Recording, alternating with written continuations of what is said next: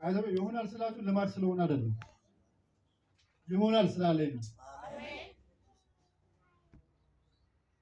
የደረሰ ፍሬ የሚበላ መንፈስ ዛሬ ይገለበጣል።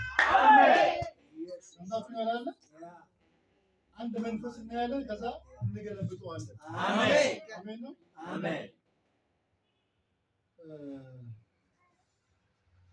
የምድያ መንፈስ የሚባል ታውቃላችሁ? የምድያ መንፈስ መሳፍንት 6 ላይ አለና አለፍ አለፍ እያልኩ ላንብብላችሁ። ጂሰስ ነው እንደዚህ ይላል። ምድያም መንፈስ ምዕራፍ 6 መሳፍንት 6 ከቁጥር 2 ጀምሮ የምድያማውያን ኃይል በእስራኤል ላይ በረታ፣ በእነሱ ምክንያት የእስራኤል ሕዝብ መሸሸጊያ ቦታ ዋሻ ምሽግ አዘጋጁ ይላል። እስራኤላውያን ዘር በሚዘሩበት ጊዜ ምድያማውያን ከአማሌቃውያን የምስራቅ ሰዎች እየመጡ አደጋ ይጥሉባቸው ነበር። በአገሪቱ ላይ በመስፈር በጋዛ ዙሪያ እስካለ ስፍራ ድረስ ሰብል ያጠፋ ነበር። የከብትም የአህያም መንጋቸውን እየነዱ ስለሚወስድባቸው ለእስራኤላውያን ምንም ነገር አያስቀሩላቸውም ነበር ያለ ይወርዳል። ይህ መንፈስ ይኸውላችሁ ከሌላ መንፈስ የሚለየው ምንድን ነው? አንዳንድ መንፈስ አለ ስንሰራ ዝም ይላል። ሰርተን ልክ ፍሬ ልናፈራ ስንል ይመጣል። ነገሩን ያዝ ነው ስንል ነው የሚመጣው። ሌላ ጊዜ ኖርማል ነው፣ ችግር የለበትም። አገልጋይም ስንሆን ልክ ስንጸልይ ችግር የለበትም። ጉዳዩ አይደለም። የእሱ ጉዳይ መቼ ነው የሚጀምረው? ፍሬ መብላት ልንጀምር ስንል። ለምሳሌ አንድ ገበሬ እርሻ ያርሳል አይደል? ይቆጠቁጣል፣ ምን ይላል? ከዛ በኋላ ዘር ይዘራል። ይህ መንፈስ ጉዳይ የለበትም ክፋቱ።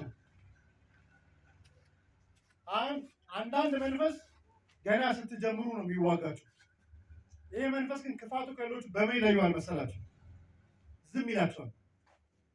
አንዳንድ ቢዝነስ ስትጀምሩ ኖርማል ነው። የመጀመሪያ ሀሪፍ ይላል፣ ሞቅ ይላል፣ ደስ ይላል፣ ችግር የለበትም። ግን ጉዳዩ መቼ መሰላችሁ? ፍሬ ማፍራት የሚባለው ሲዝን አይደለ? ለምሳሌ አንድ ዛፍ ፍሬያማ ነው የሚባለው ምን ሲሆን? ፍሬ ማፍራት ሲጀምር አይደለ? ፍሬ ካላፈራማ ምን ያደርጋል? በድሮ ጊዜ እኮ ኢቭን ባንክ ማንጎ ዛፍ ይይዝ ነበር አይደለ? ደዋስተና ስንት ዓመቱ ነው ይባላል። ምክንያቱም ፍሬ ማፍራት ጀምሯል ተብሎ ስለሚታሰብ። ፍሬ ካላፈራማ ምን ዋጋ አለው? የአንድ ነገር ውጤታማነት የሚለካው መቼ ነው? ፍሬያማ ሲሆን። ይህ መንፈስ እስራኤላውያን በጣም ያስጨንቅ ነበረ። ሲኮተኩቱ ምን ሲሉ ምናምን ጉዳዩ አይደለም። ልክ ግን ሊያጭዱ ሲል ይመጣል። ከዛ ደግሞ ክፋቱ ምንድን ነው? ምንም አያስቀርም። ገበሬ ለምሳሌ ገጠር የኖራችሁ ሰዎች ታውቃላችሁ፣ ዘር አይበላም። ታውቃላችሁ አይደል? በረሃብ ይሞታታል እንጂ ዘሩን አይበላም። ዝናብ ከሌለ ዘሩን በላ ማለት የሚቀጥለው ሲዝን ባዶ ነው ማለት ነው አይደለ? ስለዚህ ይሄ መንፈስ ጉዳዩ ምን መስላችሁ? ስፔሻሊ መንፈሳዊ ሲሆን አገልግሎት ስትጀምሩ ለቸርች ስታገለግሉ ጉዳዩ አይደለም። ጉዳዩ ምንድን ነው? ቸርቿ እንዳትሰፋ፣ ቸርቿ ፍሬያማ እንዳትሆን። ምክንያቱም መንፈሳዊ ዓለም ላይ ፍሬ አለማፍራት ክልክል ስለሆነ ስቶፕ ብያቸዋለሁ አለ ስጀምር። ምክንያቱም አንድ ቦታ ለምሳሌ በውሃ ምሳሌ ልስጣችሁ። ኩሬ ይሸታል አይደል? አንድ ቦታ ላይ መቀመጥ መክረር መሽተት ያመጣል። አለማደግ ይባላል አይደል? በዚህ እኮ ነው ኢየሱስ ምን አላቸው? በአሮጌ አቁማዳ አዲሱ የመጨመር አትችሉም ማለት ነው። ከአዲሱ ጋር አብረን መሄድ ስላለብን አለ። ቸርችን ለአዲስ እንቅስቃሴ ሬዲ ካልሆነች ፍሬ ታፈራለች አታፈራም። ስለዚህ ደስ ይበላችሁ። ዛሬ ይህ መንፈስ ይገለበጣል። አሜን። በህይወታችን ላይ አላስኬዳለን፣ ፍሬ አላስፈራለን። ይሄድም ብለን አናናላለ በቃ አሁንማ ዘንድሮ አልመለስም ሻራባራ ያለን 11ኛው ላይ ስንሄድ ሰዓት ላይ ስንደርስ ጎይቱቶ የሚጥል በኢየሱስ ስም ይገለበጣል። አሜን። ለምን ብትሉ ይኸውላችሁ እግዚአብሔር በብዙ ዘመን መካከል ውስጥ ለምድሪቷ ሰው ነው የሚሰጠው አይደል? በነቢያት አዳናቸው ይላል። ከዛ አንድ ነቢይ ተላከ ይላል። ከዛስ ያን የመሰለ ጀግና ትልቅ የእግዚአብሔር ሰው ተደጋናቸው አለ። ስለዚህ እግዚአብሔር ዛሬ መልእክት ሰጥቶኛል። ፍሬ የሚበላው ይገለበታል። አሜን። በሰራችሁበት በደከማችሁት ልክ ፍሬያማ እንዳትሆኑ ያደረጋችሁ ፍሬያችሁን የያዘ በኢየሱስ ስም ይገለበታል። አሜን። ይህ መንፈስ እንድታውቁት ፈልጎ መሰላችሁ በጣም ክፉ መንፈስ ነው። ክፉ ነው ማለት አንዳንድ ጊዜ ስኬታማ የሆንን ይመስለናል። ግን ስኬታችን የሚለካው በምንድን ነው? ብዙ ፍሬ ስናፈራ። ከዚህ ቆነ ኢየሱስ ብዙ ፍሬ ብታፈሩ አለ በዛ አባቴ ይከብራል አለ። ምክንያቱም ኢየሱስ ሲያገለግል ማንን እያየ ነው? አብን እያየ ነው። አብ ደስ ካላለው ኢየሱስ ደስ ያለው። ስለዚህ አብ ደግሞ ደስ የሚለው በእኛ ምን ሲሆን? ብዙ ፍሬ ስናፈራ። በቢዝነስ ሊሆን ይችላል። ሁላችንም የተለያየንበት ዘርፍ ስለሆነ ያለንበት አይደለ? አገልጋዩ በአገልግሎት መስፋት። ለምሳሌ ፍሬያማ አይደላችሁ ማለት ቀንበር ይዟችኋል ማለት ነው አይደለ? በህይወታችሁ ውስጥ መራመድ ካልቻላችሁ ፍሬያማ አይደላችሁ። ያ ማለት ምን ይሆናል? ቀንበር አይደለም ማለት ነው። ቀንበር ደግሞ ስራት ነው። ልክ ቅባትም ሁለት እንደሚሆን አሁን ብዙ ጊዜ አንድ አገልጋይ ሁለት ቅባት ሊኖሩ ይችላል። ደብል ስለሆነ መናፍስት ዓለም ላይ ማሰራሩ ደብል ነው። ምክንያቱም ሰይጣን መንፈሳዊ ዓለምን ነው ኮፒ የሚያደርገው። ክሬት ማድረግ አይችልም። ራሱ ኮፒ ፔስት አለ። ጎበዝ ነው አይዞህ አይ ኮፒ ነው የሚበልጥ የለም። አይዞህ ቻይናዎች አይ ኮፒ ብለው የሚያመጡት እንዳለ ስራ ሳይሆን ይቀርላችሁ ነው። 300 ሺህ ብር የሚሸስል እሱ 40 ሺህ ብር ያመጣላችሁ። ልክ መንፈሳዊ ዓለም ላይ ለምሳሌ ልበላችሁ። አሜሪካ ውስጥ አንድ ሰው አለ ስሙ ጠፋኝ። በመናፍስት ዓለም በውሃ ላይ የሚሄድ ክርስቲያን ነው ምናምን የሚባል ሰው እያለ ኢየሱስ የዛሬ 2000 ዓመት ነው አለ በውሃ ላይ ሄደው ሰይጣን 2000 ዓመት ፈርቶበታል ኮፒ ፔስት ለማድረግ። ለምሳሌ በምሳሌ ላሳያችሁ በቀላል አማርኛ። በህይወታችሁ ውስጥ ብዙ ሰው ብጠይቃችሁ በደከማችሁት ልክ ፍሬ አፍርታችኋል? እኔንም ጨምሮ ነው ባይዘው ኦልሞስት እኔ 19 ዓመቴ ጁን አለ ጁን ነው ዛሬ ጁላይ 2 ነው። ኦልሞስት 19 ዓመት ነው ስራ ከጀመርኩ። አካውንቴ ውስጥ ያለው ማውቀው ነው። ግን አንዳንድ ጠይቋለሁ ራሴ ለምንድን ነው ፍሬ ያላፈራሁት?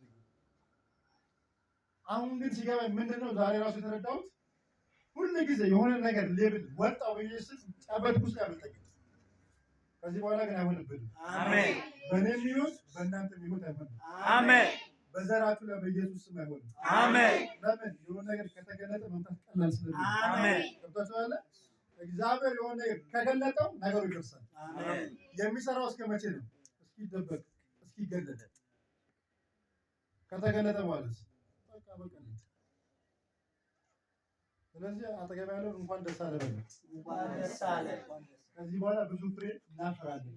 ከዚህ በኋላ ብዙ ፍሬ እናፈራለን። ደግሞ ከዚህ በኋላ ብዙ ፍሬ እናፈራለን። ለምሳሌ ምስክር ወጣለች ነው። መንፈሳዊ ዓለም ላይ እግዚአብሔር ሲሰራ ምልክት እያደረገ ነው የሚሰራው። ኢየሱስን ብቻ ነው አንድ ያደረገው እንጂ ያለ ምስክር የሰራው ነገር የለማ። ከዛ እንደምታውቁት ታሪኩ እግዚአብሔር ብዙ ሰዎችን ያንን መንፈስ ሲያስጠር ያደረገ ሰው አስነሳ። አንዳንድ ጊዜ ይኸውላችሁ አጋንንት አድክሞ እግዚአብሔር ያየልን ስፍራ ላይ አንቀመጥ።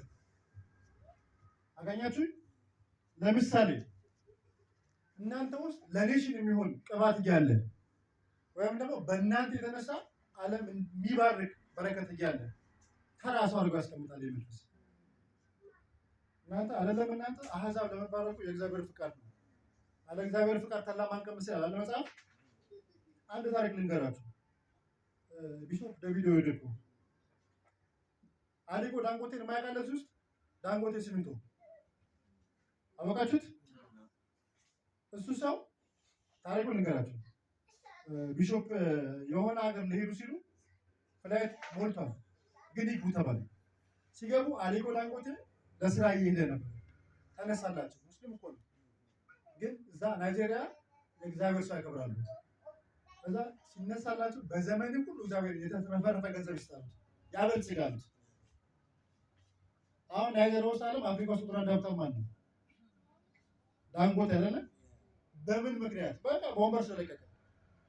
አንዳንድ ጊዜ አታውቁትም ቸርች በማን እግዚአብሔር እንደሚጎበኛቸው። አሁን ወንድሜ እየመራ ነበር አለ ፕሮግራም፣ በሱ ነገራችን ነፍቶት ሊሆን ይችላል። እግዚአብሔር ነው የሚያውቀው። ግዴታ በሚያገለግለው ሰው ብቻ ለማ እግዚአብሔር የሚሰራው። ያ ማለት ምን መሰላችሁ? በሚያገለግለው ስል ወይ በጸሎት መሪ ይሆናል፣ ለጊዜው በአንድ የለንም፣ በአንድ ሲሆን ደግሞ በኳየር ይሆናል። አሜን ነው። አልሰማሁም። አሜን አትሉ? አሜን። ቀናችሁ እንዴ?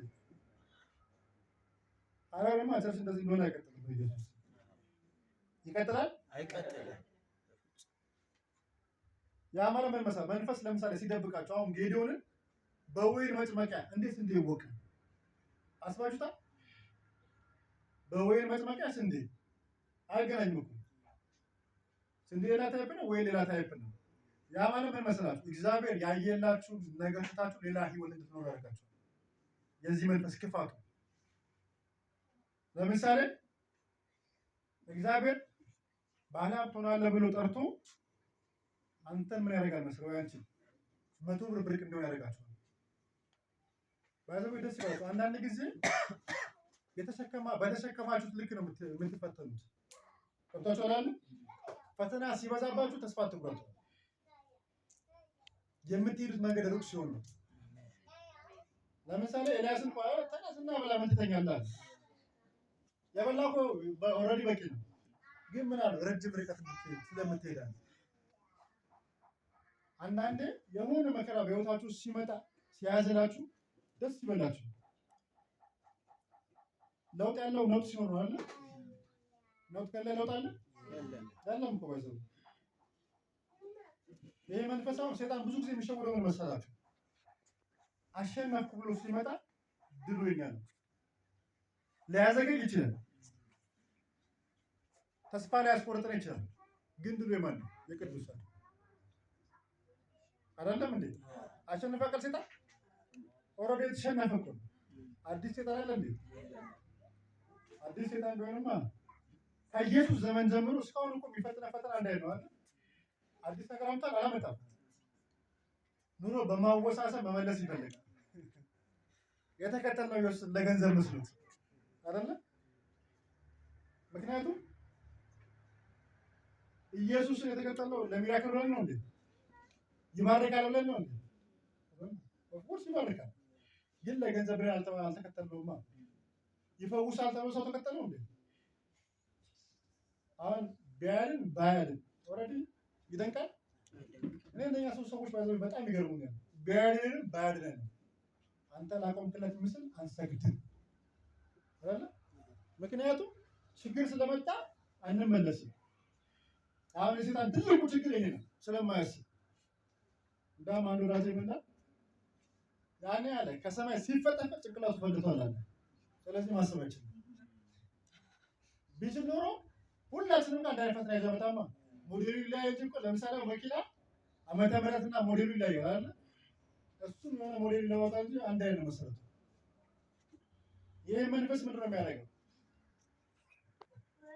ያለ ማንነታችሁ ማንነት ይሰጣችኋል። አሜን ነው። ምን ማለት ነው? ኢየሱስ ያድናል። አሜን። አንዳንዴ አይደንቲቲ ማወቅ ከብቶቻለ። አሁን ባለፈው ሳምንት እንዳየነው መጀመሪያ ጽድቁን መፈለግ፣ ከዛ ሰይጣን ምንድን ነው የሚያደርገው? አቴንሽናችንን እንዲሰርቋል። ከብቶቻለ። አሁን ብዙ ሰው ምን ሚስ ያደርጋል መሰላችሁ? ሐሰተኛ ነቢያት ሲባል መልእክታቸው አለ ባይዘው ሐሰት እንዳትሸወዱ። ፕሮፌሳቸው ሐሰት አይደለም። ምክንያቱም አዳል ሞቲቬት ምቆስም ይጠራል። ግን የእሱ አድሬስ ምንድነው መሰላችሁ? ሐሰተኛ ነቢያት ማለት አይናችሁን ከኢየሱስ ላይ ማንሳት። ከዛስ ምን ይሆናል? ምኞታችሁ፣ ስብከታችሁ፣ ሁሉ ነገራችሁ ቁሳዊ ይሆናል። ግን የሚቀድመው መጀመሪያ ማን ነው? ጽድቅ አለ። ከእግዚአብሔር ጋር አብሮ መሆን። ከእግዚአብሔር ጋር አብራችሁ ስትሆኑ ሰይጣን በፍጹም አይቆቀማችሁ። አሁን ምን መሰላችሁ? ለምሳሌ በእኛ ሙያ ምግብ ስታርተር አለ፣ ሜን ዲሽ አለ። ስታርተር የምንለው ማቆያ ወይ ደግሞ አፒታይት እንዲከፍት ነው። መጀመሪያ እሱ መብላት ሲገባ መሀል ላይ ያለው ምግብ አይበላም። ሰይጣን ግን ምን ያደርጋል? ይገለባብጡ። የሚቀድመውን ትታችሁ ወደማይቀድመው ትሄዳላችሁ። መጨረሻ ላይ ያለውን ደግሞ ስትበሉ ይዘጋችኋል። ግን አይሆንም። ለምን አይሆንም? ዛሬ እግዚአብሔር ስለመጣ። አሜን አሜን። አልሰማችሁም ማለት? ስለዚህ የመንፈስ ሲመጣ ምልክቱ ምንድን ነው ካላችሁ ህይወታችሁ ፍሬያማ ይሆናል። አሜን። ልክ ሲደርስ መጥቶ ከዚህ በኋላ አይበላም። አሜን። ራሱ ይበላል። አሜን። እና አንዳንድ ቀን እንደዚህ ይለዋለሁ ና እስኪ ልብ ካለ እለዋለሁ እኔ እንደሆነ ብርቅ አይደለም ናና እሳት በላህ እለዋለሁ። አንዳንድ ቀን ተሳስቶ ይመጣል ጎረቤታችሁ ወይ ደግሞ አብሯችሁ ቤት ውስጥ ያለ ሰው ጋር ምን ልሰራ መጣችሁ ተሳስቼ ነው ይላችኋል። እንደዛ ከሆነ እናንተ ጋር መሆን አለበት ግዴታ አለ። ሁላችንም ጋር ማን አለ? መንፈስ ቅዱስ ከእኛ ጋር ስላለ ገብቷችኋል። ደግማችሁ ፍሬ አለማፍራት ከዚህ በኋላ አይሆንም። አሜን። እበላለሁ ሲል ራሱ ስለሚበላ ገብቷችኋል። ያ ማለት ምን ማለት ነው? በቢዝነስ ቢሆን ፍሬያማ ትሆናላችሁ። አሜን። ልጆች ክፉ አይበላም። አሜን። ብዙ ልጅ እያዩ ስለሆነ ገብቷችኋል። ፍሬያማ ማለት ምንድን ነው?